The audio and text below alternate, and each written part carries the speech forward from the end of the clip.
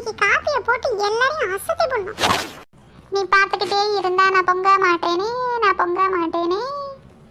நீ பார்த்துக்கிட்டே இருந்தா நான் பொங்க மாட்டேனே, நீ திரும்பின உடனே நான் பொங்கிடுவேனே. நீ இன்னைக்கு எப்படி அசத்துறேன்னு நான் பார்க்குறேன். சாக், இந்த பால் நம்ம பார்க்கும்போது பொங்கவே மாட்டேங்குது. திரும்பிட்டா திரும்பிட்டா திரும்பிட்டா பொங்கிட வேண்டியதுதான். கைப்புள்ள பொங்கிடுடா.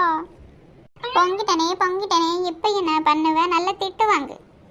ஐயோ பொங்கிடுச்சே பொங்கிடுச்சே, ஐயோ பொங்கிடுச்சே. இவ்வளோ நேரம் பார்த்துட்டு இருந்தேன் பொங்கலை, இப்போ பொங்கிடுச்சு.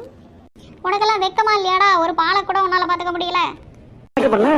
இந்த காலத்து இளைஞர் பூரா வெக்க மானம் சூடு சொன்னா பேங்க்ல பிச்சை டெபாசிட்ல போட்டு வச்சிருக்காங்க.